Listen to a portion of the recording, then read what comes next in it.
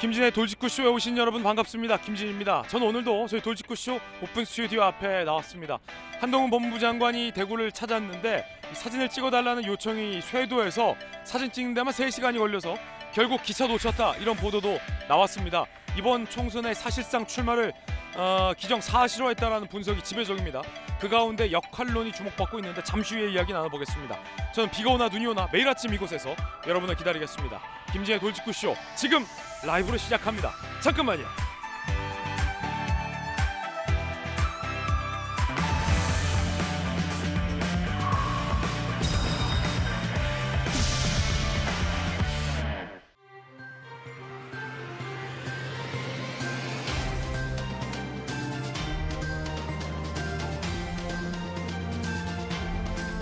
신문 읽어주는 남자입니다. 한동훈 법무부 장관이 이 대구 행보, 지지자들이 몰려들어서 사진 찍다 기차까지 놓칠 정도였다고 하는데, 총선을 앞두고 한 장관이 험지에 나가야 된다, 비례로 나가야 된다, 역할론이 분분하다고 합니다. 잠시 후에 소개해드리겠습니다.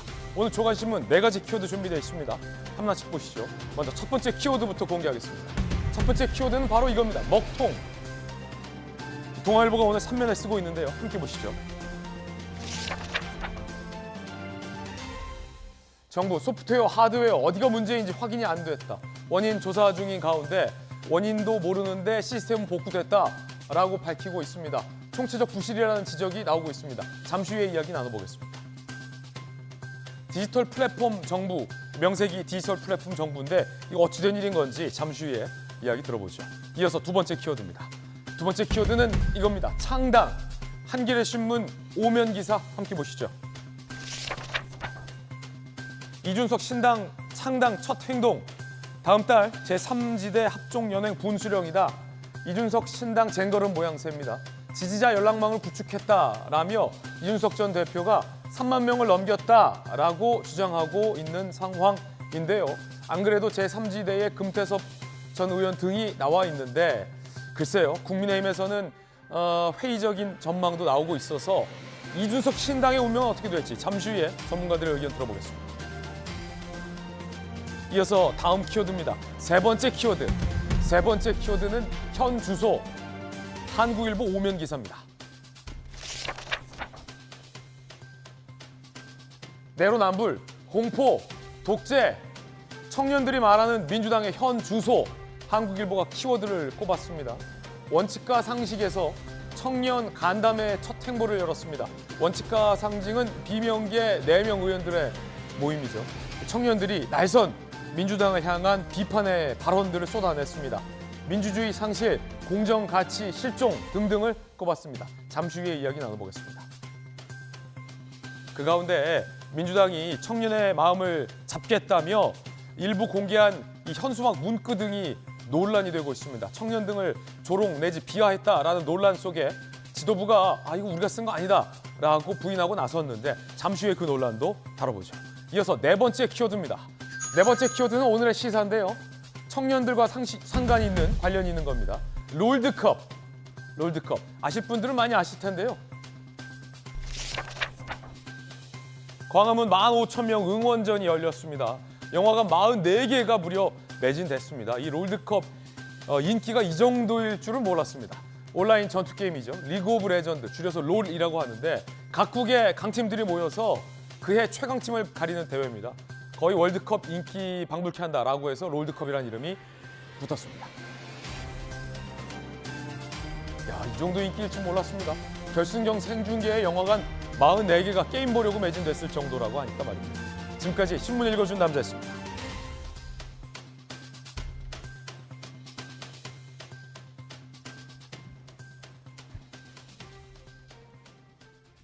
월요일 아침입니다. 오늘 함께하신 분들 소개해드리겠습니다. 오늘도 법전 들고 나온 정법전 정혁진 변호사, 그리고 요즘 핫하죠. 국민통합위원회의 위원을 역임한 최명길 전 의원님 나오셨습니다. 네, 안녕하십니까. 돌직구 좌장, 서울시 정무부시장을 역임한 김영주 의원, 그리고 청와대 국민소통수석을 역임한 박수현 의원 나오셨습니다. 어서 오세요. 총선이 얼마 안 남았습니다. 한동훈 장관이 출마를 기정사실화했다라는 보도들도 주말 사이에 엄청 많이 나왔습니다. 단독 한동훈 총선 출마 기정사실화 뭐 이런 분석 기사들도 보도가 되고 있는데 대구에서 모임 열기가 뜨거웠던 것 같아요. 첫 번째 이야기 주제 공개하겠습니다. 한동훈 총선 앞으로? 그렇군요. 지난 17일 법무부 공식 일정이긴 한데 대구를 찾았죠. 사진 찍어달라는 요청이 하도 많아서 한 장관 기차 놓쳤다고 합니다. 영상 보시죠. 총선은 국민들의 삶에 대단히 중요한 것인 건 분명합니다. 어쩌면 오늘 저희가 여기서 점검하고자 하는 범죄 피해자를 더 잘 보호하는 것, 이민 정책을 잘 정비하는 것이 저는 국민들께 더 중요할 수 있다고 생각합니다. 그래도 여권에서는 장관님의 총선 요구가 조금 강한데 어떻게 생각하시나요?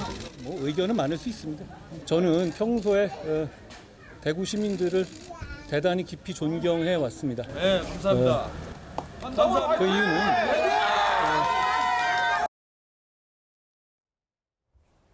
뭐 인기가 대단합니다. 총선은 그 국민들의 민생과 관련해서 매우 중요한 일이다. 라고 얘기했습니다. 출마설에 대해서 기자가 묻자 의견은 다양할 수 있다. 라며 예전보다는 조금 굉장히 진전된 입장을 보여서 많은 조간신문들이 한 장관 주변을 취재해서 이번 총선 출마에 마음을 굳혔다. 이런 관측도 내보내고 있는데 이 대구에서 인기가 얼마나 많았냐면 시민들의 사진 촬영 요청 때문에 기차를 놓쳤다고 합니다. 동대구역 오후 7시 서울행 기차를 예매한 한동훈 장관. 시민들 요청에 기차표를 취소하고 3시간여 동안 사진을 촬영했다고 합니다. 내일은 대전, 24일은 울산을 방문할 예정이라고 합니다. 자, 시민들의 사진 촬영 요청. 야, 이게 뭐 연예인 인기를 방불케 했다. 이런 표현도 조간신문들에 많이 보도되고 있고요. 얼마나 사진 찍는 요청이 많았길래 기차까지 놓쳤을까라는 생각도 들 정도로 상당히 한 장관의 인기가 이 대구에서 대단했습니다. 그리고 한 가지 흥미로웠던 게 상당한 이 정치적 발언으로 분석되는 한 장관의 발언 중 하나가 대구 시민들을 굉장히 가슴 깊이 존경해왔다라는 발언을 사실은 또 보수의 아성, 대구의 대구 시민들을 존경했다라는 이 발언들 굉장히 좀 정치적인 총선을 염두에 둔 발언 아니냐 이런 분석도 나오고 있습니다. 이렇게 한 장관이 또 매너다리를 하는 모습. 자, 국민통합위원회 위원을 얼마 전까지 역임하신 최명길 의원님 어떻게 보십니까? 이거 사실상 마음을 굳혔다 이렇게 봐도 되는 거죠, 한 장관? 어제 대구에서 있었던 일을 곰곰이 살펴보면은 예. 저는 그 전부터 출마할 것이다라고 생각을 했지만 그런 마음이나 결심 같은 것들이 충분히 묻어 나왔다고 생각을 하고요. 어느 지점에서 좀 제일 많이 묻어 나왔다고 보세요? 글쎄 발언이 여러 가지 발언을 했는데 뭐 그냥 있을 수도 있는 것처럼 보일 수도 있는 말을 했어요. 예를 들면 뭐 총선이 민생 중요하지만 네. 그거 이외에 외국인들 정책이라든지 이민의 문제라든지 이런 것들에 대한 국가의 정책을 정립하는 것도 더 못지않게 중요하다 이런 말을 한 걸 보면은 이제 남을 수도 있는 가능성을 남겨놓은 건데 사실은 이 행사 자체에서 아까 김진 앵커도 얘기를 했지만 대구 시민을 깊이 존경한다라고 예. 하는 말을 하면서 그 앞에 거기 붙은 말 중에 대구 시민은 단 한 번도 이 땅을 적들에게 내준 적이 없는 분들이다. 그러니까 쉽게 얘기하면 낙동강의 동쪽에 있어서 6.25 때도 점령당한 적이 없었고 나라를 지키기 위해서 오랫동안 이 어떤 정체성을 지키면서 국가를 수호해온 그 지역이다, 땅이다 이런 말을 했어요. 예. 뭐 약간 농담 비슷하게 그 더운 여름 더위도 늘 이겨내셨던 분들이 아닙니까라고 하는 말까지 붙였는데 이거는 굉장히 중요한 의미를 함축하고 있다고 생각을 하고요. 사실 총선이라고 하는 것이 경험적으로 보면은 이분이 1년 반 전에 장관으로 등장을 했을 때 제 느낌으로는 분명히 필시 총선에 나오게 될 것이다라고 생각을 했는데 이것은 여당의 총선이라고 하는 것은 여당이 동원할 수 있는 모든 인적 자원을 투입할 수밖에 없는 숙명입니다. 그렇기 때문에 아마도 뭐 거의 확실시 된다고 보여지고요. 지금 저 영상 보시면요. 저희 상암동 채널A 사옥 앞에 가면은 이제 뭐 아이돌들이 출연할 때 저렇게 길게 많은 팬들이 운집해 있는 모습이 종종 상암동 방송국에서 목격되는데 지금 저 한동훈 장관 사인 받으려고 그죠? 네, 그 기차역에서 그 티켓을 뒤로 밀어가면서 사인을 해주는 거는 이건 장관과 대선 주자 사이 정도의 행보입니다. 아 이건 사실 장관과 대선 주자 사이 행보다. 그렇다고 저는 느껴지고요. 일반 장관들 같은 경우에는 저렇게 사진 찍어 달라고도 잘 안 하지만 다 뭐 일정 있고 하니까 아이고 죄송합니다, 뭐 존경합니다 하고 그냥 기차 타고 가죠. 네, 그렇죠. 그렇다고 봅니다. 네. 사실상 대구에서 본격적인 네. 정치 행보를 시작했다 이렇게 봐도 될 것 같습니다. 자, 같은 KTX를 이번엔 공주부여에서 타고 오늘 올라오신 네. 인기 많으시잖아요, 공주부여에서도. 박순석께서 보시기에도 한 장관은 이번에 출마가 거의 확실시 된다 이렇게 보시죠. 저는 한 장관의 총선 출마는 뭐 숙명, 운명 이렇게까지 표현을 오. 했는데요. 지금 여권의 상황 또 대통령의 어떤 지지율을 보면 그렇게 녹록해 보이지가 않은 상황에서 네. 지금 최명길 의원님 말씀하신 대로 모든 가용한 인적 자원을 총동원할 수밖에 없는 절체절명의 승부가 펼쳐질 수밖에 없죠. 그런 대비를 해야 되고 또 지금 그 장관 후임을 물색하고 있다라고 하는 그런 소식들까지 관가에 흐르고 있는 것을 보면 법무부 장관 후임을 물색 중이다. 그렇습니다. 그렇다 보면 아마 이 한동훈 장관이 총선 출마는 기정사실. 네.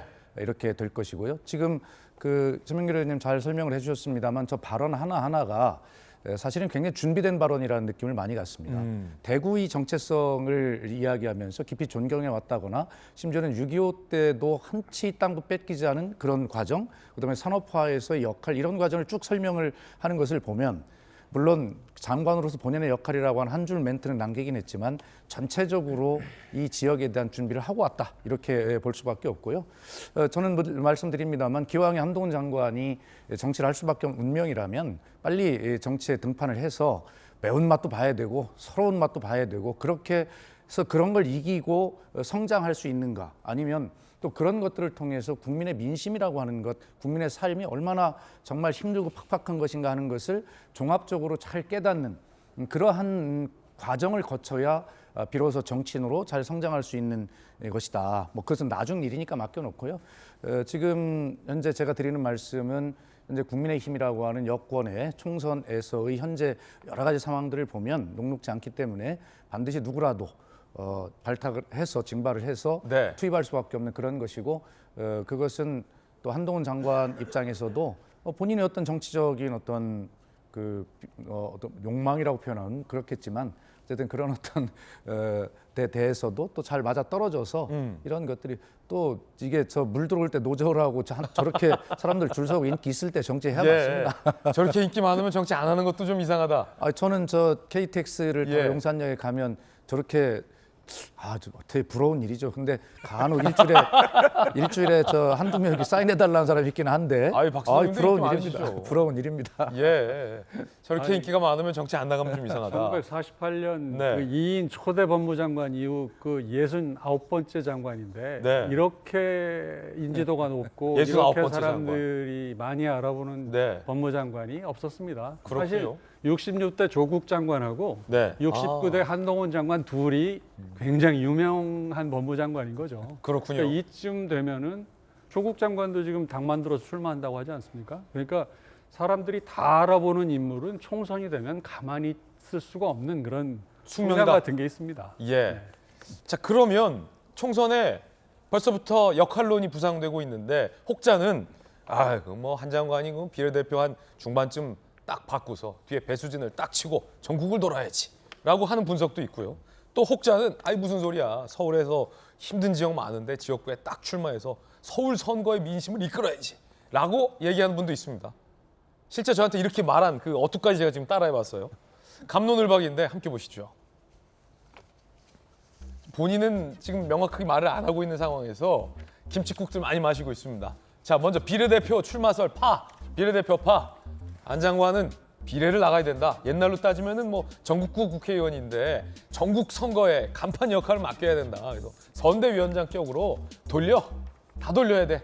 비례 당선권 주고 유세차 태워서 전국을 돌려야 한다라는 출마설. 이 두 번째, 차마 험지나가라고는 못하고 박빙지파, 박빙파예요, 박빙지파. 비례대표 후보가 되면 한 장은 목소리 묻혀서 안 된다. 무슨 비례대표 같은 소리. 시대가 어느 때인데.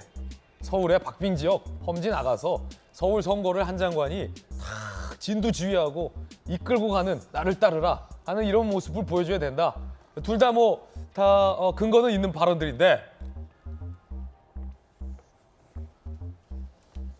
자, 당 지도부 관계자 A 한 장관이 나서면 제3지대가 청년 중도층에서 설 공간이 좁아질 거다. 여권 관계자 B 무당층에도 어필하는 한 장관을 소방수로 투입해 총선 분위기를 다잡아야 한다라고 시끌시끌한 분위기가 있습니다. 전국에 이제 큰 전국 선거 이끌어줬던 김영주 의원님, 전문가적인 관점에서 봤을 때 지금 두 개가 다 그럴듯하거든요. 네. 전국구 비례대표를 나가서 유세차 태워서 전국 선거를 이끌어라. 요런 얘기하시는 분들은 약간 좀 이제 지방권 후보들이 이런 얘기하시고. 서울에 이제 박빙 지역 내보내서 서울 수도권 민심을 이끌어라 이런 주장하시는 분들은 이제 서울 수도권에서 보통 나오시는 후보들이에요. 어떤 게 한 장관에게 더 맞겠습니까? 수도권에서 나오고 서울에서 나와야죠. 아 그렇군요. 예. 왜냐하면 사실은 딱히 들어가 보면 지방은 국민의힘이 먹을 때가 딱 정해져 있어요. 한 장관이 비례로 나왔다고 광주에서 의석을 몇 개 얻겠습니까?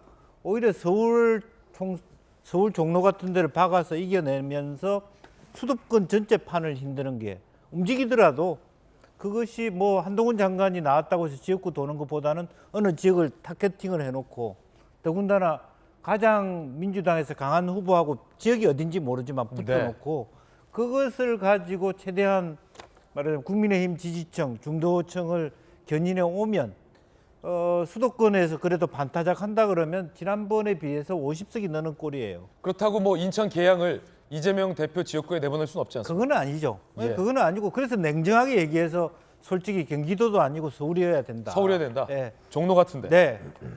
그리고 솔직히는 너무 안 되는데 보내기는 어려울 거예요. 네. 여의도 연구원에서 조사 안 합니까? 이길 만한 데를 해서 두세 군데 중구도 좋고 성동도 좋고 종로도 좋고 지금 세 군데 나왔어요. 중구, 예. 성동, 종로. 예. 그런 부분 중에 한 곳을 하면 되는 것이죠. 예. 그래서 상대 후보에 따라서 빅매치가 될 만한데 서울시장 선거 민주당에서 홍보본부장 등등 하셨잖아요. 네. 실제 이렇게 좀 한 장관 같은 사람이 서울 한 지역에 출마를 했을 때 박빙 지역에 서울 전체 민심의 판도가 상승하는 데 효과가 있습니까? 볼 수 있죠. 그런 서울 지역에 출마하고 서울 선대본부장을 맡아서 그런 명목으로 돌아다니면 주변이 같이 말하자면 그 나비 효과 같은 걸 또 연쇄적인 컨벤션 효과를 가질 수가 있습니다. 그래서 그런 부분에 어떻게 하면 한 장관이 살아서 입성을 하면서도 국민들이 보기에 너무 안전하게 가지 않는다라는 아주 모호한 그래서 이길 수 있는 지역을 택하는 것이 좋다라고 보여지고 실제로 지금 수도권을 잃고 나면 절대절명이고요. 그냥 국민의힘만 절대절명이 아니라 윤 대통령 전체가 레임덕이 조겨야 되는 것이기 때문에 거의 대선 후보라고 하는 차원으로 지금 움직이는 것 같은데요. 그러면 소위 이제 서울 내에서도 국민의힘이 전통적으로 당선이 되었던 강남 서초 송파는 한 장관 나가면 안 된다. 빼고 예. 종로도 계속 쥐고 이기고 했던 곳 아닙니까? 종로 같은데 가져오면 굉장히 아직도 말하자면 어쨌든 지금 현재 국민의힘에서 다음 대선 후보 1위인 건 여론조사상으로 이재명 대표하고 거의 대구 경북에는 앞서고 수도권에 좀 밀리는 상황이라면 그런 정도 약간의 리스크를 안고 결과가 이길 수 있는 부분을 찾아내는 것이 국민의힘의 어떤 용병술이가 아닌가. 용병술이다.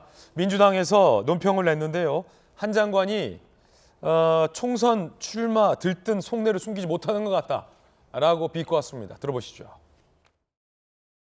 한동훈 장관은 어제 보란 듯이 보수의 심장 대구를 찾아 공개 행보를 펼쳤습니다. 말로는 예정된 통상적 방문이라지만 총선이 국민의 삶에 중요한 것은 분명하다며 총선을 향한 들뜬 속내를 숨기지 못하는 듯 했습니다. 출마 생각에 무척이나 설렜습니까? 이런 상황에서 누가 전략공천은 없다는 인유한 혁신위의 양두구육을 믿겠습니까? 총선 출마를 향해 들뜬 속내를 숨기지 못했냐? 뭐 이런 논평이 나왔어요. 좀 민주당 좀 흥분한 것 같죠? 네. 그런데 지금 한동훈 장관의 출마 문제와 관련돼서 뭐 어느 지역이냐, 뭐 비례냐, 뭐 지역구냐 이런 말이 나오지만 제 느낌으로 저는 뭐 정치부 기자를 오래 했고요. 총선을 많이 지켜봤는데 스타급 정치인이 등장해서 이 사람이 어느 지역을 택하느냐, 비례냐 이런 문제보다는 결국은 상대가 누구냐가 굉장히 중요한 누구랑 변수입니다. 누구냐. 대진표예요. 그러니까 맞아요. 결국은 이재명 대표가 지역구에 나온다면은 한동훈 장관은 이재명 그 장소가 어디를 불문하고 이재명 그 대표와 직접 맞붙을 가능성이 저는 있다고 봅니다. 아, 그래요? 예, 이거는 지금 선거라고 하는 3년차 여당 3년차에 하는 선거라고 하는 것이 대체로 정권 심판으로 가거든요. 근데 만일 이재명 대표와 한동훈 장관이 직접 지역구에서 맞붙게 되면은 이 선거 자체가 이재명이냐 아니냐, 예. 이재명이 잘하고 있는 거냐 아닌 거냐라고 하는 쪽으로 프레임이 확 전환되기 때문에 얻을 수 있는 것도 많고 저는 이길 수 있는 승부라고 봅니다. 왜냐하면 인천 계양이라는 데가 이재명 대표한테도 특별한 연고 지역이 아닙니다. 사실 송영길 대표의 지역구잖아요. 그 전에는 최원식 의원이 했었고요. 그러니까 이런 측면에서 그럴 가능성이 있을 텐데 결국은 이재명 대표께서 다음 총선에 지역 출마를 안 하지 않을까 하는 그런 생각이 들고요. 그렇게들 관측들 하는 것 같은데 그렇게 되면은 어느 누구를 대상으로 가서 선거를 하느냐는 좀 타겟이 모호해지는 측면이 있기 때문에 그래서 이제 다음 구도로 뭐 혹자는 무슨 뭐 정청래 의원 뭐 얘기를 하는데 그런 정도 그 상대방과 그런 정도라면 어떤 의미? 인지도면이나 예. 당에서 가지고 있는 무게나 정치적인 어떤 그 비중과 이런 모든 걸 감안할 예. 때 한동훈 장관의 지금 인지도라든지 지금 여권 내 차지하고 있는 비중이라나 인기랄까 이런 걸 감안하면 결국은 이재명 당대표와 직접 맞붙는 것 이외에는 특별한 상대로서의 대안은 없지 않을까 그런 생각은 듭니다. 정영준 변호사님. 네네. 얼마 전에 한 장관이 만약에 출마한다면 뭐 용산 같은 데 가라 뭐 이런 발언도 하셨잖아요. 저는 용산이나 아니면 강남. 왜냐하면 연고 있는 데서 출마해야 되잖아요. 강남보다 더 연고 있는 데가 어디 있겠습니까? 그다음에 제가 봤을 때 한동훈은 이렇게 한 군데에서만 써먹기엔 너무 아까운 것이 아닌가. 그다음에 어떤 생각이 드냐면 지피지기해야 이긴다고 그랬잖아요. 그런데 민주당은 지금 한동훈 사태를 정확하게 파악하지 못하고 있는 것 같아요. 왜냐하면 대구에 간 게 한동훈이 어떤 이벤트성으로 기획해서 간 게 아니고 법무부 장관의 그냥 일상적인 일정이에요. 그런데 일상적으로 그 행동을 했는데 이게 광폭 행보화가 된 거죠. 그 법무부 장관이 하는 일이 뭐 검찰 수사 이런 것만 있는 게 아니고 행정도 있고 그다음에 뭐가 또 중요하냐면 출입국 관리가 있거든요. 그런데 지금은 행정은 어떤 식으로 됐느냐. 옛날 같은 경우에는 범죄자들 교화하는 게 중요하다라고 했는데 지금은 이제 바뀌었어요. 어떻게 바뀌었냐면은 범죄 피해자를 지원하고 치유하고 이런 쪽 해야 되는 거 아니냐. 그래가지고 생긴 게 스마일 센터거든요. 전임 장관 누굽니까? 박범계 장관이었잖아요. 박범계 장관이 우리나라에 스마일 센터가 16개가 있는데 제가 찾아보니까 제가 확인한 것만 2021년에 2번, 2022년에 2번 갔어요. 어디 갔냐면 목포, 수원, 광주, 대전 갔어요. 아, 이거 민주당의 또 그 심장을 갖군요. 그러니까 목포하고 광주는 민주당의 심장이고 마지막으로 간 데가 어디냐면 대전인데 박 장관도 이렇게 인파가 많이 몰렸었나요? 그런데 박범계 장관이 스마일 센터 갔다고 해가지고 사람들이 기억합니까? 스마일 센터가 기억되는 건 한동훈 장관이 대구 가니까 스마일 센터라고 하는 것이 기억이 되는 거지.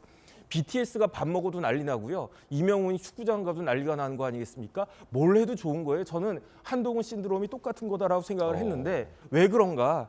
한동훈 장관 딱 보세요. 얼굴도 자꾸 길쭉길쭉하잖아요. 저하고 그 김영주 의원님 뭐 이런 사람들하고는 아니요, 가만히 있는 김영주 의원님을 끌고 들어갑니까? 비슷하니까 생긴 것 자체가 달라요.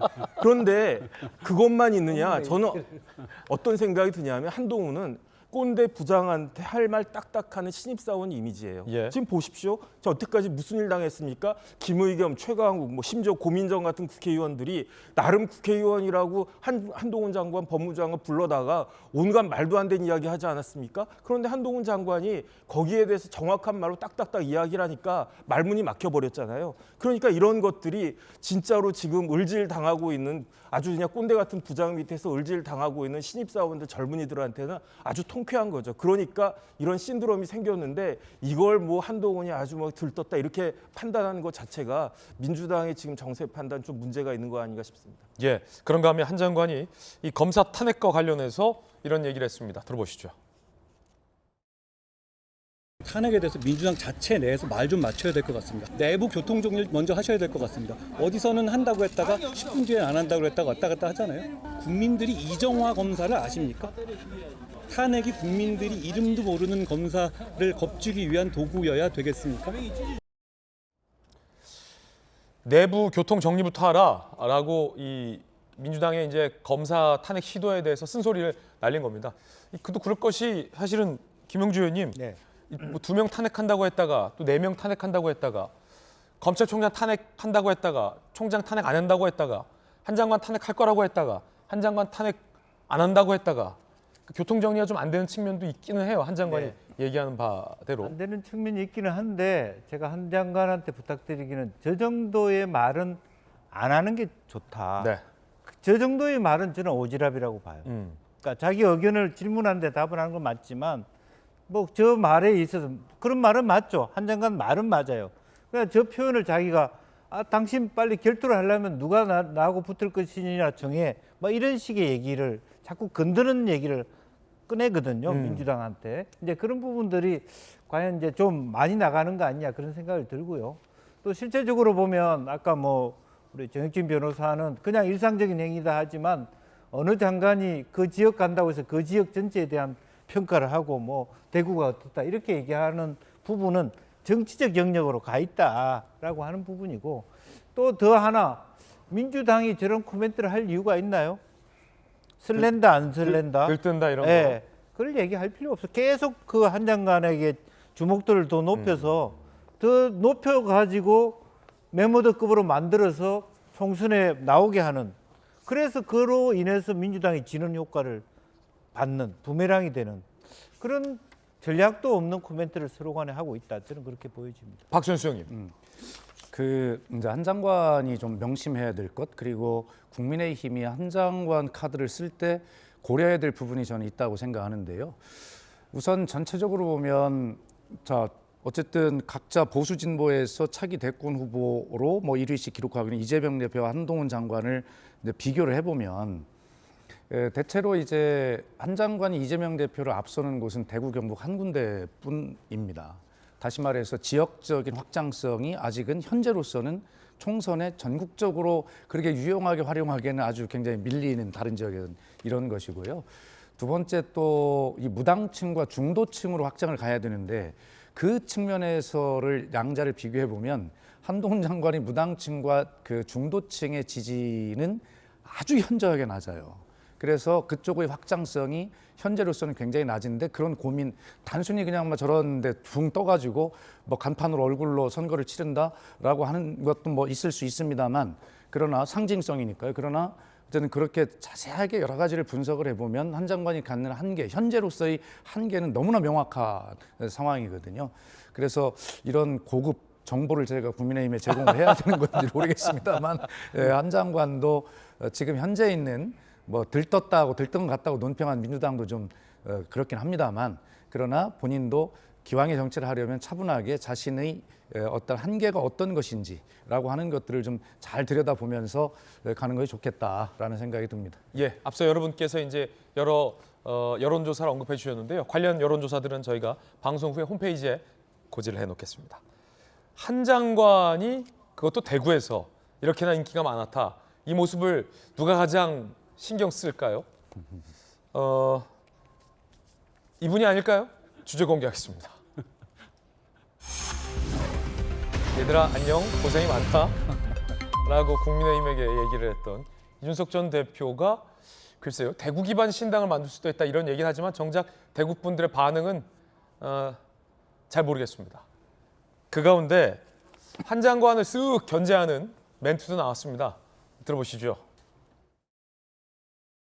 저분과는 언젠가 경쟁할 수도 있겠다라는 생각은 해요. 재밌게 볼 수도 있겠다. 만약에 그렇게 된다면은 뒤처지지 않기 위해서 제가 더 노력하는 길을 찾지. 제가 지금 그분에 대해 가지고 평가할 만한 지점이 딱히 없는 것 같아요. 살아온 영역이 다르기 때문에. 그분이 정치 영역에 들어온다면은 어떤 행보를 보일지. 갑자기 등장하시더니만은 딱 바뀌어가지고 윤석열 대통령한테 쓰소리할 수도 있는 거예요. 큰 가능성은 없어 보이지만은.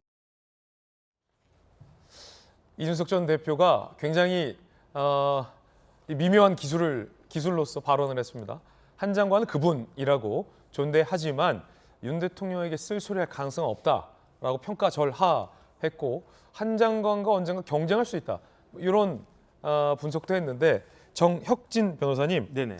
글쎄요 한종훈 장관과 경쟁할 수 있다. 그러니까 같은 동급으로 이제 이준석 전 대표는 평가를 하셨는데 같은 이제 대구 최근 뭐 방문을 했잖아요. 근데 묘하게 비교가 되는데 이 전 대표와 한 장관 어떻게 보십니까? 글쎄요, 그런 날이 올까요? 저는 경쟁할 날이 오겠냐? 굉장히 회의적입니다. 그런 날은 안 온다. 올 것 같지가 않아요. 예. 왜냐하면 지금 당장, 그 다음에 뭐 나중에 이야기하지 말고 지금 당장 동대구역에 한번 가보십시오. 이준석 씨가 동대구역 갔을 때 사람들이 사인 몇 장이나 하려고 하는가. 전 일단 그 생각도 들고요. 네. 그 다음에 이렇게 저렇게 뭐 옛날 뭐 앞으로 이런 일이 있을 거다 이렇게 이야기하는 사람 치고 제가 무서운 사람 한 번도 본 적이 없고요. 뭐 언제 창당하겠다 그 이야기를 하지만 창당하기 전에 빨리 지금 당장 탈당부터 해야 되는 거 아니겠습니까? 아니 창당하겠다라고 하는 사람이 아직 그 탈당도 안 하고 있으면서 지금 뭐 하는 건가? 그다음 저는 어떤 생각이 드냐면 옛날에 이제 윤석열 후보한테 뭐라고 이야기했느냐? 자기가 비장에 복주머니가 뭐 3개가 있다 뭐 이런 식으로 이야기했잖아요. 그거 저는 기억이 안 나거든요. 복주머니가 무엇이었는지. 그런데 지금 와서 생각을 해보면은 윤석열 대통령이 가지고 있는 복주머니는 한동훈 장관이 아닌가 저는 오히려 그런 생각이 들기 때문에 그다음에 제일 중요한 건 뭐냐면 대구도 그렇고 젊은이도 그렇고 한동훈으로 인해 가지고 이준석의 가치가 현격하게 떨어졌다. 그렇기 때문에 저는 타이밍을 놓쳤다. 그 이야기를 딱 처음에 했을 때 그때 막 그 인요한 그 위원장이 붙잡고 막 그럴 때 그때 못 이기는 척하고 어느 정도 했었어야지 지금에 와가지고 떠나간 버스에 대해서 이렇게 막 아무리 잡으려고 뛰어봤자 지금은 타이밍을 놓친 것이 아닌가 저는 개인적으로 그렇게 생각이 듭니다. 언젠가는 한동훈과 경쟁할 수도 있겠다라는 이준석 전 대표. 그러니까 한 장관과 본인은 굉장히 어떤 정치적인 라이벌 내지 이제 동급으로 자평을 한 셈인데 그 지난 한 주 정가에 있었던 그 양대 명언을 꼽으라면 제가 네네. 생각하기에는 송영길 대표가 이준석 신당 조국과 반윤연대 할 수 있다 이 말을 듣고 많은 사람들이 웃었거든요. 예. 근데 또 어제 나온 이준석 씨가 언젠가 한동훈 저분과 경쟁할 수도 있겠다는 생각을 한다는 말을 들으면서도 뭐 비슷한 느낌을 받았던 것 같아요. 그러니까 오늘 아침 어떤 신문에 보니까 뭐 항우연에서 무슨 그 우리의 위성 기술이 대학생 수준이면은 북한의 기술은 초등학생 수준이다 뭐 이런 말을 네. 뭐 이렇게 코멘트가 나와 있던데 뭐 그 정도 차이가 아닌가요? 뭐 자기 생각에는 뭐 그 정도 생각을 하고 있겠지만 하는 행동이라든지 말이라든지 치기를 참지 못하고 뭐 이렇게 막 그 함부로 뱉는 그 행동이라든지 이런 것들이 수준 차이가 너무 많이 나서 경쟁할 날이 올 것 같지는 않고요. 그리고 정 변호사 말씀했지만 신당을 그렇게 준비하는 것 같지도 않습니다. 아 그래요? 신당이라는 게 이게 그렇게 되는 게 아니거든요. 뭐 여기 돌직구쇼 나온 많은 평론가들도 그런 말을 하지만 신당을 하겠다고 총선에 대비해서 신당을 하겠다고 한다면 이미 상당 정도 진척이 돼 있어야 되는데 아직 탈당도 안 하고 있잖아요. 예. 그리고 뭐 구글 폼에 뭐 24,000명, 3만 명 뭐 그 이렇게 적어 올렸다고 해서 그 사람들이 당황이 되는 것도 아니고 관광 뭐 인터넷 관광버스 뭐 뭐 940대가 어떻고 하는데 그런 걸로 당이 만들어진다고 생각하지 않아요. 관련된 이야기도 있습니다. 이준석 전 대표가 당장 나가겠다는 얘기는 안 합니다. 그리고 이 나가겠다는 데드라인 기한도 점점 약간 뒤로 늦어지는 느낌도 있습니다. 이번엔 12월 27일까지 국정 기조에 큰 변화가 없으면 나가서 신당을 차리겠다라고 밝혔다는데요. 들어보시죠. 이준석 씨 대선 후보하시니까 이렇게 얘기하면은 언젠가 가볼 수는 있겠다는 생각하지만 제가 열심히 하면은 지금 가도 어쩌면 윤석열 대통령보다 잘할 수도 있겠다는 생각을 해요. 12월 27일까지 큰 변화 없으면 신당입니다. 자, 이에 대해서 국민의힘 박정하 수석 대변인이 뭐라고 평가했을지도 궁금합니다. 들어보시죠.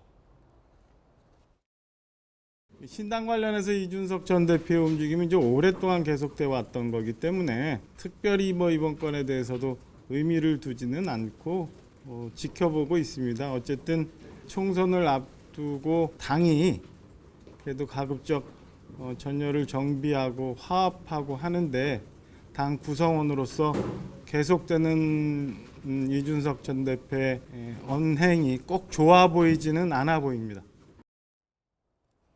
김영주 의원님 어떻게 보십니까? 네. 이준석 대표가 지금 탄소 배출권 중립 위반이죠. 왜요? 버스를 900대나 시동 걸어놓고 가지도 않고 가지도 않고 기후 변화에 굉장히 악영향을 끼치고 있죠. 예열만 지금 한창이다. 예. 실제로 그런 부분입니다. 그러니까 잘못하면 이게 큰 사기가 돼요.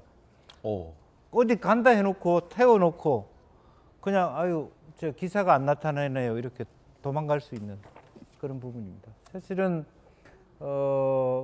그럼에도 불구하고 이준석 대표가 갖고 있는 그 소구력이 중도 확장성 혹은 민주당 표까지 갖고 올 수 있다라고 하는 부분이라서 가령 한 장관이 갖고 있는 지금 이제 이미지나 그 인기도가 이준석 대표를 능가하지만 이제 가면 갈수록 윤석열 대통령과 친하라고 하는 한 묶음으로 엮이면서 사실은 이준석 대표가 새롭게 자기 의지와 상관없이 큰 어떤 말하자면 새로운 플랫폼하고 연동됐을 때는 또 어떤 일이 있을지 모른다라고 하는 부분이고요.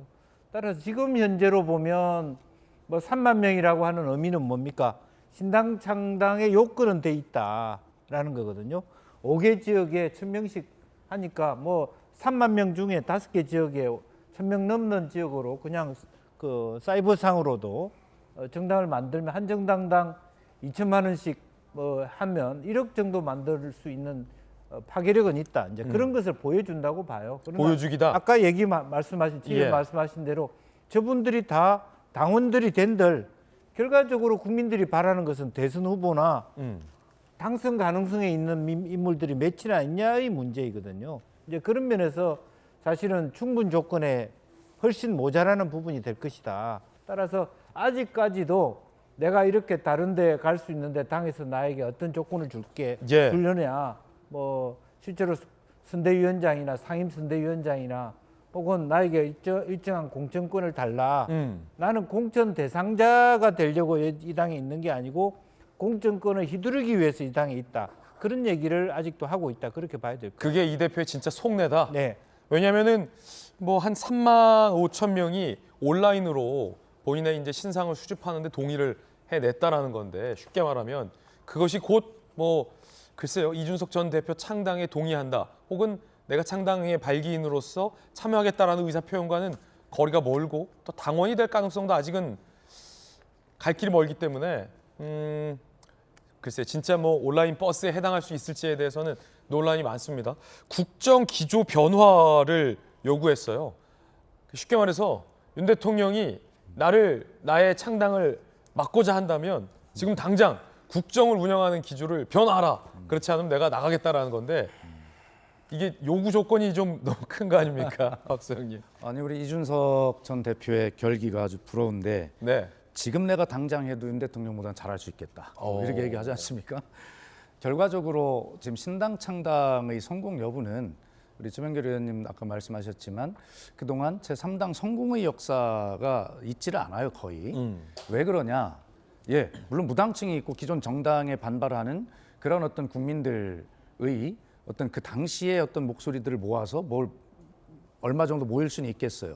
깃발을 들었습니다. 나를 따라라 하고 깃발을 들었는데 결과적으로는 그 깃발에 아무것도 그림이 없고 그냥 백기만 들고 나를 따르라 한다면 그건 성공하지 못하는 거죠.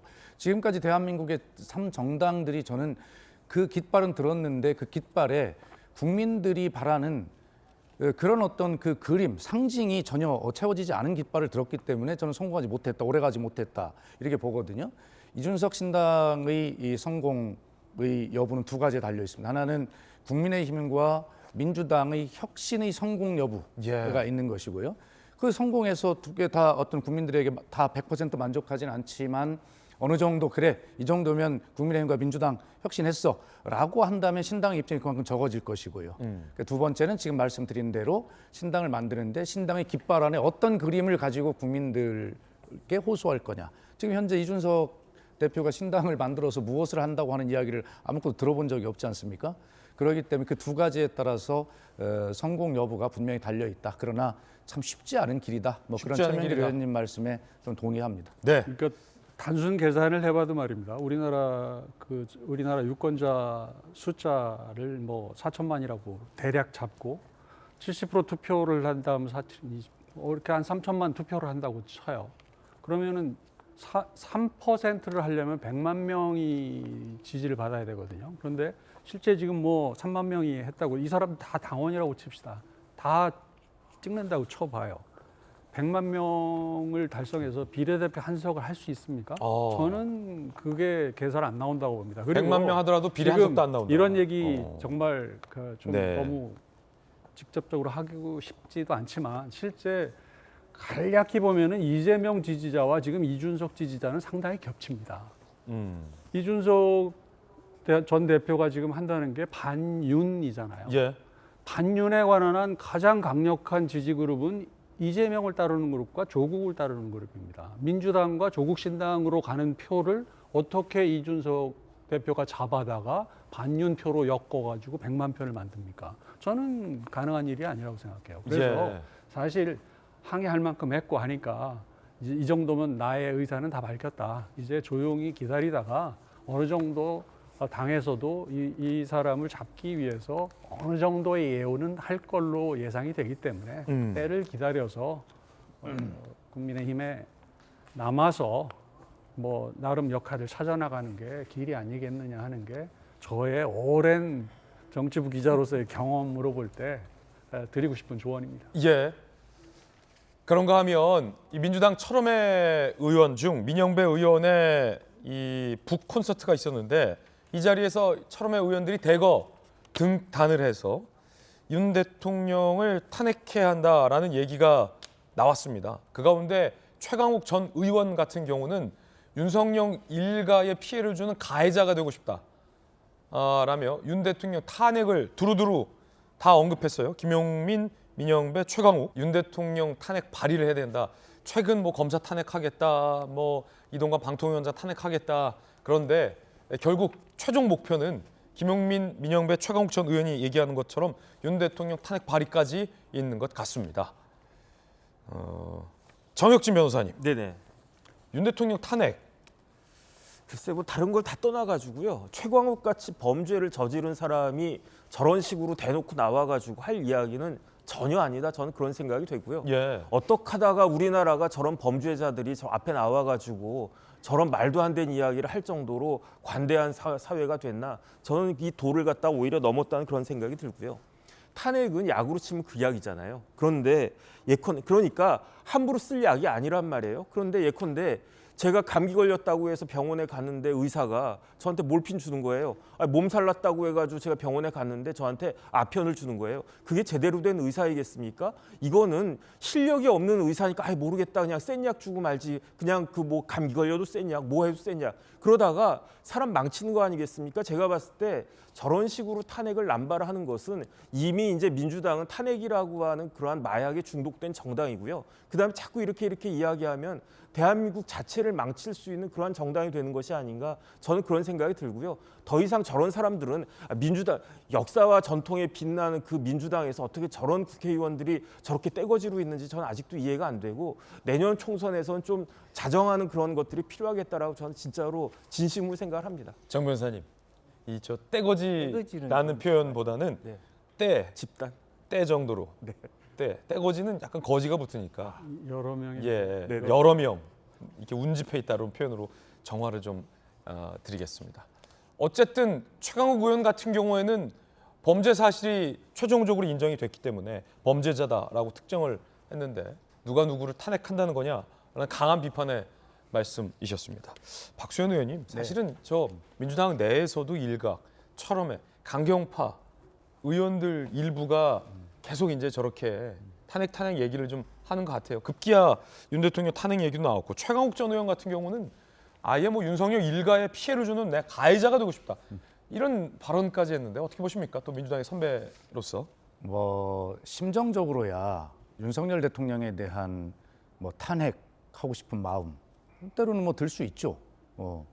예를 들어서 후쿠시마 오염수 방류 문제 제대로 대처를 하지 못했다든가 홍범도 장군의 문제를 가지고 이념 논쟁을 직접 유발시켰다든가 라고 하는 뭐 이런 여러 가지를 볼 때 심정적으로야 왜 그런 생각이 안 들겠어요. 그러나 조국 전 장관도 이야기했듯이 탄핵이라고 하는 것은 법률적으로 유효하지 않을 가능성이 매우 높다는 것 아닙니까? 그렇죠. 그래서 그 마음속에 있는 어떤 대통령에 대한 울분과 그런 것들이 크다고 해서 저렇게 탄핵이라고 하는 용어를 직접 쓴다고 하는 것은 민주당 전체에 미치는 영향이 굉장히 큰 거예요. 예를 들어서 뭐 제가 늘 강조합니다만 저처럼 정치적으로 보수적인 지역에서 사력을 다하고 있는 민주당원들, 영남에서 정말 사력을 다하고 있는 우리 당원들, 이 생각해보면 저렇게 함부로 이야기해서는 안 되는 일 아닙니까? 그리고 저런 이야기들을 일부에서 할 때마다 민주당이 어떻다라고 이렇게 일반화해서 지금 비판을 받고 있는 거 아닙니까? 동일시 돼가지고. 그러나 민주당 안에서도 저렇게 이야기하시는 분들 몇 분이 있는 것이지 저런 것들을 가지고 민주당의 일반 가치가 저렇다라고 하는 것을 그렇게 안 들어주셨으면 좋겠어요. 그래서 적어도 국회의원답게 어떤 적어도 탄핵이라고 하는 그 무게의 발언을 할 때는 정말 여러 가지로 탄핵의 요건이나 이런 것들이 다 되는지를 따져보고 뭐 이야기를 해도 좀 무거운 얘기 아닙니까? 그런데 저렇게 쉽게 아무리 출판기념회 지지자들이 많이 모인 곳에서 했다 하더라도 다 공개되는 것인데 저렇게 해서 하는 것은 아니다라는 생각이 들고 어쨌든 그래서 늘 국민의힘도 그렇고 저희 당도 그렇고 보면 특정 지역에 이렇게 너무 이제 지역 정당의 역사가 있었잖아요. 그러다 보니까 그냥 그 지역에서 나오는 의원들은 아무런 행동을 아무리 뭐를 해도 공천만 받으면 당선된다라는 생각이 있으니까 아까 말씀드린 서로 불리한 지역에서 정치하는 그 동지들의 생각을 전혀 안 하는 겁니다. 그것이 양 정당이 정치가 자꾸 극단화되는 요소 중에 하나로 저는 생각하거든요. 하여튼 저런 발언 부적절해 보입니다. 예전에 저희 군에 한창 예전에 뭐 다치면 빨간 약 주고 머리 아프다고 하면 빨간 약 주고 감기 걸렸다고 하면 빨간 약 주고 하던 때도 예전에 잠깐 있었습니다. 근데 이 탄핵이라는 게 정치적인 빨간 약은 아니지 않습니까? 가려지고 변별됐을 때 이 탄핵의 가치가 정치적으로도 있을지인데 이렇게 탄핵을 남발하다간 글쎄요, 국민들이 어떻게 생각할지 우려스럽습니다. 조국 전 장관도 이 탄핵, 윤 대통령 탄핵에 글을 올렸습니다. 조국, 윤석열 대통령이 노골적 당무 개입을 계속하고 있다고 주장하며 대통령의 지시나 공모가 확인되면 탄핵 사유가 된다라며 조국도 윤 대통령이 탄핵을 거들었습니다. 급기야 야권 내에서 이 대통령을 대통령으로 인정하지 않는 듯한 호칭 논란도 불거졌습니다. 조국, 윤석열 씨가 김건희 특별법 거부권 행사하면 국민 야당이 거부당할 것이다. 김은경 지난 7월 혁신위원장 윤석열 밑에서 부원장 임기를 마치는 게 엄청 치욕스러웠다 라고도 얘기를 해서 논란이 계속 이어지고 있습니다. 윤석열 씨, 윤석열 밑에서 급기야 윤석열 탄핵해야 된다 이런 얘기까지 극단적으로 나오고 있는 그런 상황입니다. 윤석열 씨라는 조국 전 장관의 저 호칭에는 대통령으로 인정할 수 없다 뭐 이런 인식이 좀 담겨 있는 것 아니냐는 분석도 나오는데 최 의원님은 어떻게 분석하십니까? 저는 아주 계산된 행동이라고 계산된 행동이다. 생각을 하고 있습니다. 조국 전 장관, 조국 씨 신당 창당 작업을 저는 꽤 정밀한 계획을 가지고 지금 진행시키고 있다고 보고요. 이준석 그 전 대표가 신당 만든다고 이렇게 말로 하면서 이렇게 가는 것보다는 훨씬 더 체계적으로 준비를 하고 있다는 느낌을 받고 있고요. 이런 페이스북 포스팅도 그리고 탄핵을 언급하는 것도 C라고 그 영부인 저 대통령 부인과 대통령을 C자로 호칭해서 논란을 일으켜서 기사화되고 부각되고 하는 것도 신당 반윤 신당의 모습을 만들어가기 위한 체계적인 그 행동이라고 보고요.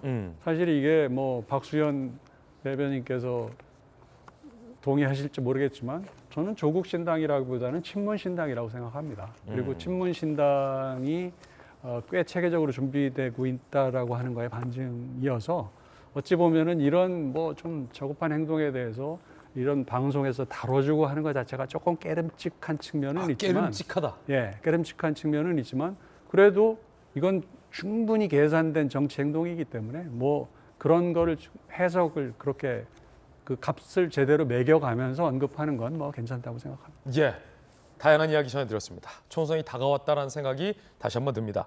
이번엔 저희가 준비한 다음 순서인데요. 뜨거운 소식 3가지 엄선했습니다. 오늘의 가장 뜨거운 소식들입니다. 첫 번째 소식부터 바로 만나보시죠.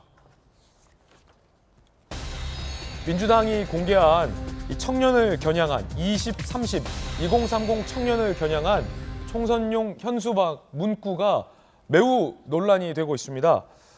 지난 17일 민주당이 현수막 일부를 공개했는데요. 청년을 비하하는 문구로 채워져 있습니다. 정치는 모르겠고 나는 잘 살고 싶어. 경제는 모르지만 돈은 많고 싶어. 혼자 살고 싶댔지 혼자 있고 싶댔냐? 라며 20대 30대 청년의 이 표심을 사겠다라며 민주당이 공개한 새로운 스타일의 현수막입니다. 민주당이 내세운 공문에는 청년 유권자를 겨냥했다라는 문구까지 나와 있습니다. 그러니까 이런 현수막 게시를 지시하는 공문을 발송한 겁니다. 민주당 지도부가 사무총장 명의의 공문을 발송했습니다. 전국시도당위원회에 야, 이 현수막 이거 아이디어 좋다. 게시하라. 라며 공문을 보낸 겁니다. 공문 내용, 개인성과 다양성의 가치를 두는 2030 세대 위주로 진행됐다. 라고 밝히고 있습니다. 내용 다시 보실까요? 현수막 내용. 오늘 저희 동아일보의 청광암 주필의 칼럼도 이 민주당의 황당한 현수막 문구를 비판하는 칼럼이 보도돼서 흥미로운데 내용이 경제는 모르지만 돈은 많고 싶어. 청년 세대의 민심을 대변하는 현수막이라고 했는데 우리 청년들이 이렇게 무지하고 무책임하고 한심한 청년으로 민주당은 생각하는 건지에 대해서 오늘 청광암 이 칼럼을 필두로 많은 조간신문들이 비판하고 있습니다. 예를 들어 경제는 모르지만 돈은 많고 싶어. 이 말은 나는 뭐 경제활동 안 하고 별 노력 없지만 돈은 많고 싶어 라는 무임승차의 심정으로 청년들을 빗댄 거고, 정치는 모르겠지만 나는 잘 살고 싶어 라는 말도 나는 정치 잘 모르고 정치 참여하고 싶지 않지만 잘 살고 싶다 라는 굉장히 무기력함 내지는 이기주의적인 모습을 우리 청년들의 빗댄 것으로 오해될 수 있어서 상당히 지금 민주당의 현수막 내용이 논란이 일고 있습니다. 큰 선거 진두지휘하셨던 민주당에서 김영주 의원님, 김영주 의원께서 아직도 민주당의 홍보본부장이라면, 선대본부장이라면 이런 내용의 현수막 시안을 들고 왔다. 그러면 이게 민주당 최고위원회의에도 보고가 된 내용이에요. 어떻게 하시겠습니까? 본부장님, 이번에 선거에 이런 내용으로 저 하겠습니다, 현수막. 그러니까 이제 저 당의 설명 자체가 꽁트를 했으면 좀 받아줘야죠. 예. 이 팽개치. 팽개치가. 근데 팽개치기 전에 이런 설명 자체가 그냥 뭐 홍보 대행사가 만들어 왔다라는 설명이 말이 안 돼요. 말이 안 된다. 최소한 선거를 앞두고 우리가 하는 것은 포커스 그룹 인터뷰를 합니다. 아, 이 전문 용어네요. 예. 그 포커스 그룹 FGI를 통해서 정말 2030 세대를 여러 차례, 실제로 제가 서울시장 선거할 때도 여러 차례 만나서 나온, 예를 들면 그 공약 대안 중에서 말하자면 가난한 여성들의 어떤 말하자면 무슨 월경 대책이라든지 그런 아주 밑에 끄집어 있는 심리를 활용해서 여러 차례 회의를 해서 문구를 만들거든요. 저런 부분은 그냥 바로 당에서 올려도 비판이 그냥 주주주죽 댓글이 달리는, 민주당의 젊은이들조차도 맞지 않는, 그러니까 최소한 우리가 저런 문구를 만들려면 당의 청년위원회와 대학생위원회의 토론을 통해서 기본적인 팩트데이터를 가지고 예. 그것을 마지막에는 카피라이터들이 연구를 해서 문구를 한다고요. 저 현수막 전쟁입니다. 선거라고 하는 것은 다 알지만 현수막 전쟁이거든요. 근데 저렇게 떡 내려온다는 것은 정말 이것이야말로 이재명 리스크다. 당이 정신을 못 차리고 있다는 거예요. 핵심적으로 해야 될 일에 대해서 정말 총선을 앞두면 저런 문구가 나온다는 것은 예. 그냥 이대로 가면 윤석열 정부가 개판치니까 한 절반은 먹겠어라는 마음으로 그냥 넉넉고 앉아 있다고 밖에는 네. 쓴소리를 할 수밖에 없는 사안입니다. 청강함 오늘 칼럼에서 그런 청년을 비하하는 의도로 민주당이 이런 현수막 문구를 만들지 않았을 것이다 라고 쓰고 있어요. 그렇다면 그것도 문제다는 겁니다. 정치는 모르지만 잘 살고 싶은 사람이 민주당을 지지해달라라는 것은 우리 청년들을 향해서 과연 민주당이 보이고 싶은 정치라는 게 무엇이냐라고 오늘 저희 동아일보의 주간은 아주 날카롭게 비판하고 있습니다. 그런데 더 문제는 사무총장 직인까지 찍힌 공문이 나갔고 최고위원회에도 보고가 된 사안인데 민주당에서 이거 업체에서 한 거다. 우리는 모르는 거다라고 그게 말이 됩니까? 발뺌을 했다는 점입니다. 들어보시죠. 진행 과정이 매끄럽지 못했던 점에는 굉장히 아쉬움이 있습니다. 갤럭시 프로젝트 행사를 위한 티저 수단이었고요. 그래서 광고용 시안이었습니다. 즉 이게 총선용 현수막이었다. 또 2023을 대상으로 했다 등의 보도는 사실이 아닙니다. 티저라고 하는 그 내용 자체가 보는 사람의 입장에서 바로 조치를 했고요. 현수막에 걸려있지는 않을 겁니다. 근데 아무 조치가 됐다고 해도 그 부분에 대한 어떤 사과나 이런 부분이 좀 명백하게 그거는 당에서 한 게 아니고 업체에서 캠페인 준비를 위해서 했던 겁니다. 뿌리 자르기 아닌가요? 전 동의하기는 좀 어렵고요. 총선 기획단과는 전혀 관계가 없는 사안입니다. 그래서 징계나 이런 부분은 없나요? 징계요? 용역 업체 잘못한 건데. 죄송한데 어디시죠? 그걸 왜 그렇게 생각을 하시는지 잘 모르겠는데요. 당에서 한 게 아니고 업체에서 한 거다라는 얘기까지 나왔습니다. 박순수 형님. 예. 어쨌든 저도 이제 이 문구를 저도 지역위원장이기 때문에 이걸 받아보고 깜짝 놀랐습니다. 예. 그래서 제가 바로 우리 지역위원회에서 현수막을 담당하는 그 분에게 전화를 걸어서 잠깐 이거 시행하지 마라라고 일단 가장 깜짝 놀랄 지시를 먼저 했거든요. 저거 달지 마라. 예, 그렇습니다. 그건 누가 봐도 어떤 내용과 연원이 있는지는 모르지만 일단 국민들이 딱 볼 때 이거 이상한데? 라고 느낄 거 아니에요. 그러니까 저런 설명이 지금 설득력이 없는 거예요. 일단 무슨 업체에서 했든 어떻게 했든 간에 일단 길거리에 딱 걸리면 그것 뜻으로 받아들이는 국민들이 어떻게 판단하냐의 몫인데 그것은 제가 봐도 이상하게 받아들이잖아요. 네? 설명이 안 되는 일입니다. 그리고 저게 딱 저거네요. 정치는 모르고 잘 살고 싶다. 이게 당은 모르고 업체가 한 거다. 그러니까 나에게 온 당 저렇게 했다는데 저게 업체가 온 당. 결과적으로는 민심이 떠나는 당 이렇게 되지 않겠어요? 예. 그렇게 되면 우리 최명길 의원님 기억하시겠습니다만 제가 전에 김종인 비대위원장 시절에 저희 당에서 제가 전략홍보본부장을 했어요. 그럼 전략홍보본부장은 전략위원장과 홍보위원장을 관할하는 위원장이거든요. 그때 손혜원 의원이 이제 저와 함께 이제 그런 홍보를 담당해서 그때 민주당의 현수막 스타일을 완전히 한번 바뀐 적이 있는데 이번에도 그 정도를 바꿀 정도면 당연히 아까 저 여러 가지 포커스 그룹 인터뷰나 이런 것들을 통해서도 하지만 많은 논의와 회의를 통해서 결정하는 것이거든요. 그리고 또 제가 그 뒤에 또 지금 직책이 똑같습니다만 중앙당의 또 홍보 소통위원장을 제가 해서 현수막을 저 일을 제가 담당했던 사람이에요. 그렇기 때문에 저것이 어떻게 지금 설명하는 게 이해가 좀 안 되는 거죠. 이 문제는 자, 어떤 뜻으로 썼는지는 모르지만 전 이해가 안 간다라고 저렇게 청년이 모욕감을 느끼고, 저렇다면 당은 빨리 사과하고 이렇게 수습할 수 있는 진정성을 빨리 보여줘야 돼요. 근데 저것이 이렇다 저렇다 설명으로 해결될 일이 아니거든요. 설사 뭐 다른 뜻이 있었다 하더라도 그렇게 지금 국민이 받아들이고 있다면, 청년이 그렇게 받아들이고 있다면 사과하는 것이 맞습니다. 예, 지금 논란이 되고 사무총장 명의의 공문까지 나오고 최고위원회에도 보고가 됐다는데, 앞서 들었던 것처럼 업체가 한 거다라고 이른바 꼬리 자르기 논란까지 일고 있는데, 정혁진 변호사님. 네네.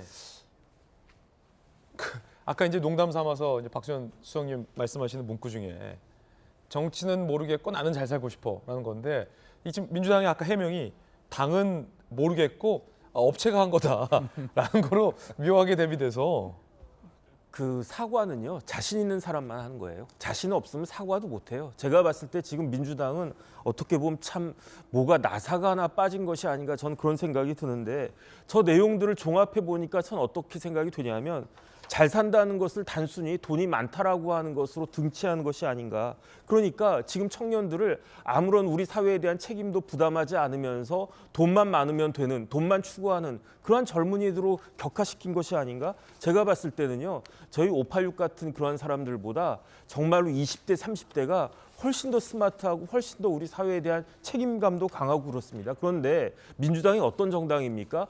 우리나라 청년들을 졸지의 벼락거지로 만드는 그러한 정당 아니겠습니까? 그러니까 정권까지도 빼앗겼잖아요. 그런데 어떻게 그러한 정당이 청년들을 어떻게 보면 누가 봐도 비하할 수밖에 없는, 비한다라고밖에 생각할 수 없는 저런 것들이 검증되지도 않고 걸러지지도 않고 저렇게 나갈 수가 있는가.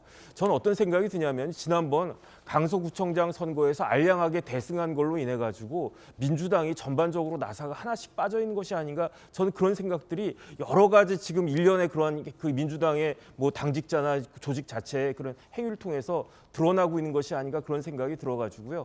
여기에 대해서 한번 나사를 조여주는 것이 민주당 자체적으로 필요할 것이다 생각됩니다. 이게 사실은 뭐 멀리 갈 거 없이 민주당 내부에서 이 청년 당원의 의견 그룹이 있습니다. 민주당에 파동이라는 이름의 민주당 청년 당원 의견 그룹에서 긴급 논평을 냈습니다.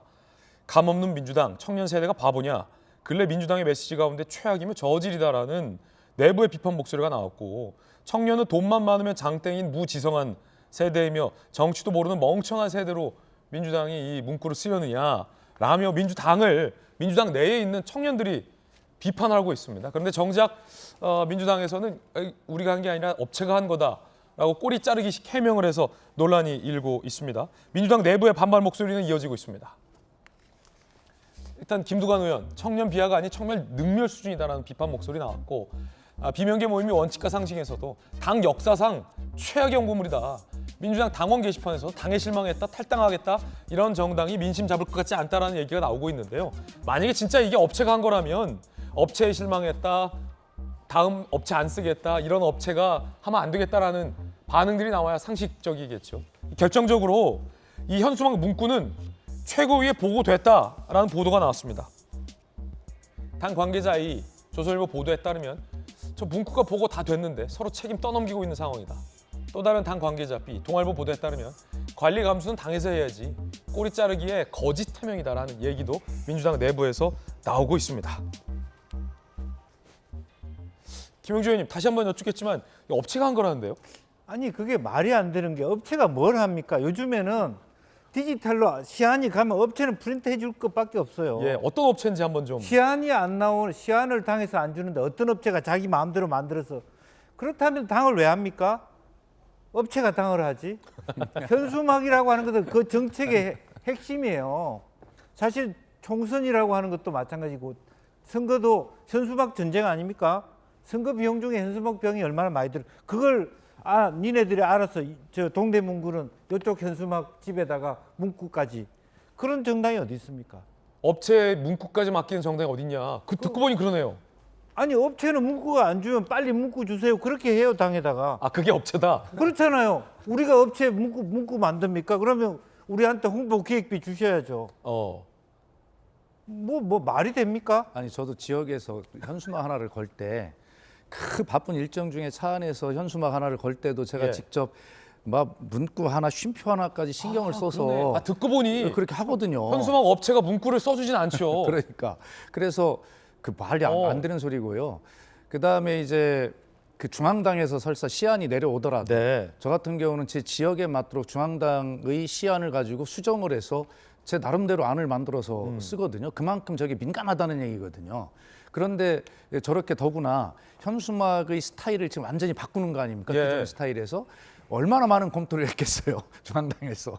그런데 저걸 업체에다 탓을 한다? 그건 말이 안 되고요. 설사 뭐 홍보 캠페인 업체를 끼고 한 것이라도 그 문구를 다 확인하지 않고 그럼 사무총장이 직인 찍어서 달라고 한 거냐? 라는 논란이 있을 수 있잖아요. 그럼요. 그래서 아까도 말씀드렸지만 당이 청년을 비하하기 위해서 저렇게 했겠습니까? 그러나 무언가 하여튼 감이 떨어지는 표현을 쓴 건데 그렇다 하더라도 아까 말씀드렸듯이 청년이 모욕감을 느끼고 국민이 외면하는 현수막을 만들어냈다면 빨리 변명하지 말고 사과하고 또 책임질 사람이 있으면 지게 하고 뭐 그것이 청년들의 그 모욕에 우리가 대응하는 또 보답하고 청년들의 마음을 어루만져주는 그런 방법 아니겠어요? 최소한 왜 그런 것을 못할까 좀 생각이 좀 많이 드네요. 그래서 민주당이 감이 떨어진 게 아니고요. 조급해서 그래요. 그러니까 국민의힘이 청년 비례를 만들고 이준석 신당이 만들어지고 이쪽 당이 흔들거리니까 뭔가 하기는 해야 되는데 준비 없이 그냥 한 거예요. 이제 그런 부분은 다시 한번 조급할수록 둘러가라 그런 말씀을 드리고 싶어요. 뜨거운 소식 함께하고 있습니다. 만약에 이제 민주당 한준호 의원이 이제 업체 얘기를 했는데 효과적인 저럴 때 논평이라면 오히려 더 성을 내면 효과적이죠. 아니 도대체 이걸 이렇게 해서 우리 청년들이 이렇게 한 건지 발본색원하겠다. 지금 그래서 김영주 의원님하고 저하고 지금 화를 내고 있는 거예요. 그러니까요. 이 두 분의 대응이 사실은 더 FM입니다. 저희가 애당심이 없어서가 아니라 이게 FM입니다. 자, 두 번째 뜨거운 소식 만나보시죠. 초유의 행정망 마비 사태 17일 시스템 장애가 발생했는데 복구는 다 된 건지 원인은 무엇인지 함께 보시죠. 공무원 전용 행정 전산망 세월 온라인 민원 서비스 24 모두 먹통 장애가 발생했습니다. 세무 업무, 복지 업무 등이 모두 중단이 돼서 시민들이 큰 불편을 겪었는데 일단 부동산 금융 거래가 차질이 생겼습니다. 시민 반응은요. 사기업에서 이러면 해직이다. 잘렸다. 이런 반응했는데 이게 맞죠? 시민들 반응이 맞죠? 아유, 이거 사기업에서 이랬으면 잘렸다. 복구 후 첫 평일인 오늘 민원이 혼잡할 것이 우려되고 있습니다. 다행히 복구는 됐는데 원인이 무엇인지가 명확하게 파악이 안 됐다라는 지적도 있습니다. 56시간 만에 복구가 됐는데 행정정상망 정부 24 모두 정상화, 네트워크 장비 고장, 원인은 조사 중이다. 소프트웨어 문제인지 하드웨어 문제인지는 아직 확인이 안 된다. 이런 얘기가 나와서 좀 국민들 입장에서는 답답한 상황입니다. 어디가 문제인지 확인이 안 됐다. 총리와 장관이 사과하는 사과까지 했습니다. 들어보시죠. 공공기관의 대민 서비스가 중단되어 많은 국민들께서 불편과 혼란을 겪으신 데 대해서 송구하다는 말씀을 드립니다. 이번 장애 기간 동안에 국민 여러분께서 많은 불편을 겪으신 것으로 알고 있고요. 가장 빠른 시일 내에 해소될 수 있도록 저희가 면밀하게 살펴보도록 하겠습니다. 당연히 뭐 사과를 해야 할 상황 같은데 만약에 이거 부동산 거래하는 분들은 임감증명서 받아야 되잖아요. 근데 거래가 다 안 되는 그런 상황인데 아니 좀 최 의원님 이 행안부 관계자 발언이 좀 답답한데 소프트웨어 문제인지 하드웨어 문제인지 모르겠다. 이건 솔직해서 좋긴 합니다만 56시간이 지났는데 아직도 원인 파악이 안 된 건 좀 문제 있지 않습니까? 네, 뭐 이제 지금 뉴스 속보를 보니까 오늘 오전 9시 이후에 각 일선 행정기관의 전산망은 정상 작동하고 있다는 속보가 지금 뜨고 있으니까 다행인데요. 우선 한두 가지 꼭 이렇게 짚고 넘어가야 될 대목은 이게 금요일 날 오전 8시 30분부터 이게 막 문제가 되기 시작했거든요. 그런데 이게 그 대전 통합전산센터의 새올 시스템이라고 공무원들 인증하고 이제 그 인트라넷에 들어가는 그 시스템인데 그거 보안 패치를 업데이트를 했는데 오류가 발견됐다라고 하는 거거든요. 그런데 중요한 건 이 보안 패치 업데이트라는 게 보통은 주말에 합니다. 금요일 날 밤에 해서 토요일 날, 일요일 날 안정성 테스트를 쭉 한 다음에 월요일 날 움직이게 되는 건데 이걸 목요일 날 밤에 했어요. 그 이유를 모르겠습니다. 이게 왜 목요일 밤에 했어야 하는 건지 도대체 그게 설명이 되지 않고 통상은 이제 주말이 있으니까 금요일 저녁에 그렇죠. 하던가. 금요일 업무 시간이 끝난 다음에 하는 것이 정상인데 목요일 밤에 했다는 게 도저히 이해할 수 없는 미스테리이고 이게 안정성이 분명히 문제가 있는데 그날 업무가 시작되는 8시 30분에야 이게 문제가 발견이 돼서 예. 전국의 지자체 공무원들이 인트라넷 시스템에 들어갈 수 없는 상황이 계속되는 바람에 이 일이 벌어진 거거든요. 그렇다면은 왜 목요일 날 밤에 할 수밖에 없었는지의 문제를 분명히 따져야 될 것 같고요. 왜냐하면 이 도로 포장, 도로 공사도 새벽에 하는데 이 중요한 걸 왜 목요일에 해? 그렇게 하다 보니까 이런 그 법원 전산망 문제됐었죠. 그리고 나이스라고 왜 초중고등학교 학교 행정 전산망 문제됐었죠. 그런데 이게 오늘 아침 뭐 여러 언론이 문제 제기를 했지만 2013년에 자산 규모가 5조가 넘는 기업은 그 정부 발주 소프트웨어에 응모할 수 없는 규정을 만들어서 지난 10년 동안 했거든요. 그래서 쉽게 말하면 삼성 SDI나 LG CNS나 SK 뭐 CNC 같은 대기업들이 못 들어갔군요. 참여를 못 하게 되는 겁니다. 그래서 작은 IT 업체들이 참여해서 했기 때문에 작다고 해서 이런 실수가 있다는 건 아니지만 최소한 여러 업체들이 참여한 이런 소프트웨어의 문제는 통합 운영됐고 백업하는 시스템은 큰 기업이 들어와서 같이 할 수 있는 제도를 만들어야만 이게 이런 일이 반복되는 걸 방지할 수 있지 않을까. 이번 사고를 계기로 좀 제도를 보완해야 될 것 같다. 그런 생각을 하게 됐습니다. 그래도 뭐 외부 세력의 뭐 공격이나 해킹이나 이런 걸 우려하는 국민들도 많았는데 그런 게 아니라 자체적으로 업데이트하다가 이제 오류가 나서 먹통이 됐는데 어쨌든 복구가 돼서 다행이다. 그런데 제발 업데이트는 금요일 밤에 좀 하시라. 주말 생각만 너무 하지 마시고 이 퍼블릭 마인드, 공적 마인드가 좀 필요한 대목이라는 생각도 듭니다. 뜨거운 소식 세 번째 주인공 만나보시죠. 미국의 주요 여론조사에서 트럼프 전 대통령이 바이든 현 대통령보다 앞서는 여론조사가 나와서 어게인 트럼프에 대한 얘기가 나옵니다. 자, 보시면 하버드대 여론조사에서 트럼프 53, 바이든 47, 로이터 통신, 트럼프 51, 바이든 49, 이코노미스트, 트럼프 43, 바이든 42, 물론 오차범위 내예요. 폭스뉴스, 트럼프 50, 바이든 46, 뭐 48, 40 이렇게 뭐 쭉 되고 있는데 이게 뭐 오차범위 범위라고 하자면 보통은 현 대통령이 다른 경쟁 후보보다 잘 나오는 게 이른바 이제 여권 프리미엄인데 바이든 트럼프 대결에서는 여권 프리미엄이 없다. 뭐 이런 얘기가 나오고 있습니다. 이러다 이런 거죠. 거기에 미 콜로라도 지방 법원이 트럼프는 반란을 선동 가담 그러나 대선 경선 출마는 가능하다라는 판결까지 나와서 자유롭게 트럼프 전 대통령이 출마할 수 있게 됐다라는 관측도 나오고 있습니다. 굉장히 또 미국 정치에서도 이례적인 현상이에요, 박수현 소장님? 예. 뭐 하여튼 트럼프 대통령의 저력인지 아니면 바이든 정부에 대한 국민의 불만인지 뭐 이런 것들이 복합돼 있을 것 아니겠어요?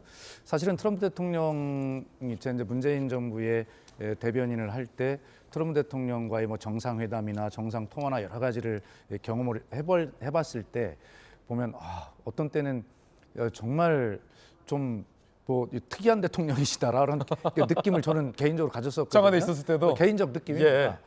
그런데 또 어떤 때 보면 남북 문제를 관리하거나 다루는 문제에 있어서는 또 트럼프 대통령이 이런 스타일이 굉장히 좀 괜찮을 것 같은데 예를 들어서 뭐 탑다운 방식 같은 것들이 중요하게 생각하잖아요. 그러니까 트럼프 대통령만 잘 이해시키면 모든 것들이 일사천리로 쫙 풀릴 수 있는 그런 어떤 부분들이 있는 것도 사실이에요. 그래서 문재인 정부 때 북한과의 그런 관계 개선이나 그런 것들이 가능한 측면도 사실 있었던 것 같아요. 그 결과적으로는 저 미국의 뭐 정치는 정치지만 저 어떤 변화들이 대한민국의 정치와 국익에 어떠한 연관성이 있고 그것을 우리가 어떻게 대비하고 해야 되는가 하는 문제를 그런 네. 측면에서 좀 민감하게 보는 것도 재미있을 것 같습니다. 예. 자, 뜨거운 소식 3가지 전해드렸습니다. 이번엔 민주당 소식도 짚어보겠습니다. 원칙과 상식 그룹에서 쓴소리를 했다고 합니다. 사당화, 독재, 공포, 무시무시한 이야기들이 청년들의 입에서 나왔습니다. 바로 뭐 거두절미 들어보시죠. 민주당은 민주가 빠진 이재명 사당입니다. 본인에게 반대하는 사람들 적으로 규정하고 공격하고 조리돌림하는 그런 문화, 이게 지금 당 전체에 만연하고 있습니다. 이재명 대표를 지키기 위해서 온 당력을 집중해서 지역위원회에서 당원들을 차출해서 상설위원장들 다 필참하세요 하면서 서울 와가지고 집회할 때 생활고로 죽어나가고 전세 사기로 생을 마감한 그런 사람들을 위해서 당력을 집중해 본 적이 있냐고 물어보면은 저는 없다고 생각하거든요. 민주당이 그냥 정치가 없어요. 정권이랑 집권 여당이 폭정을 하면 그 폭정으로부터 제1야당이 국민을 지켜야 될 거 아닙니까? 근데 국민더러 제1야당을 지켜달라고 하고 있어요. 전세사기 특별법 이거 하는 게 아니라 이정섭 탄핵안 하고 있어요. 국민들이 뭐라고 하겠어요. 이재명 지킨다고 할 거 아니에요. 사실 지금 이 얘기하고 있는 민주당의 청년 정치인들이 민주당의 승리를 위해서 계속해서 애써온 청년 정치인들인데 김영주 의원님 굉장히 쓴소리를 했어요. 이재명 사당화를 하고 있다, 독재다, 공포다. 지금 검사 탄핵할 때냐? 전세사기 특별법 등을 처리해야 될 때지라는 쓴소리 어떻게 들으셨습니까? 사실 그동안은 이제 미국 민주당의 대학생위원회와 청년위원회가 당에 대해서 쓴소리를 해왔죠.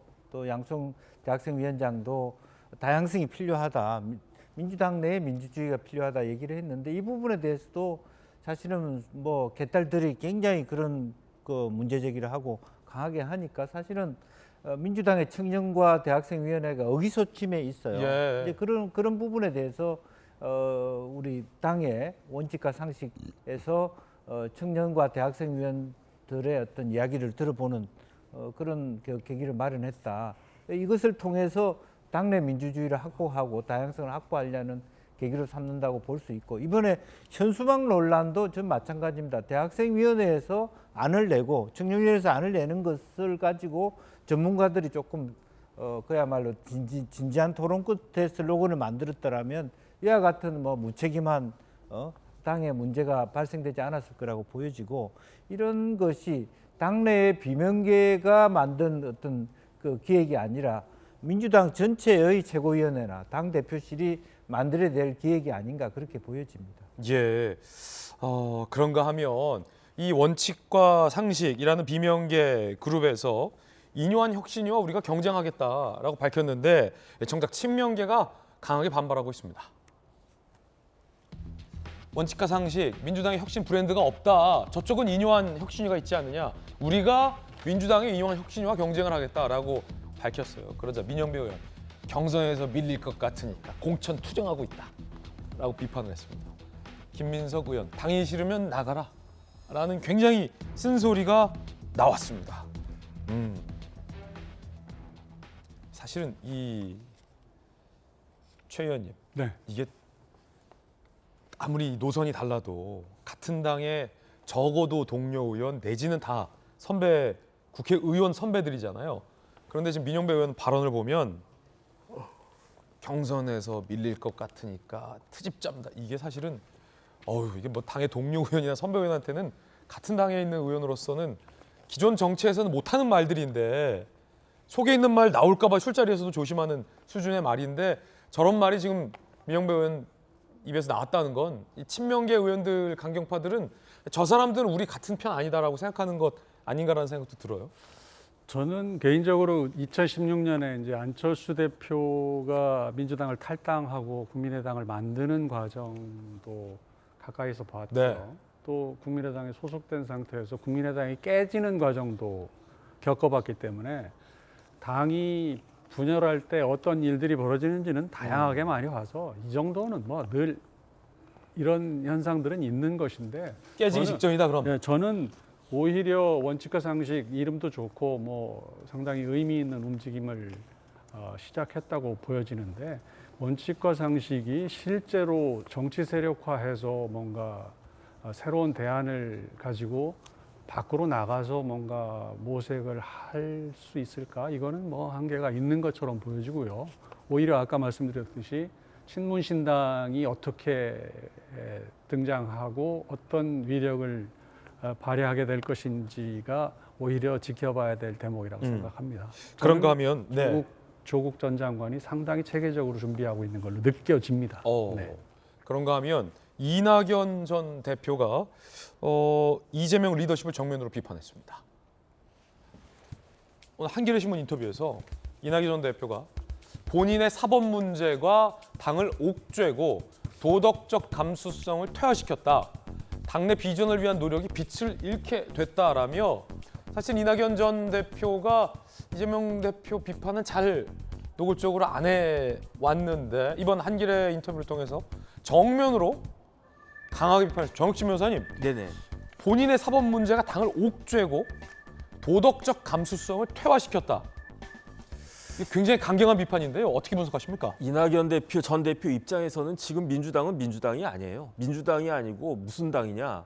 명주당 아니겠습니까? 이재명이 주인인 정당이 그 지금 민주당이지 과거에 진짜 역사와 전통에 빛나고 많은 대통령들을 배출했던 그런 정당이라고 어떻게 볼 수 있겠습니까? 제가 봤을 때는 어떤 생각이 드냐면요.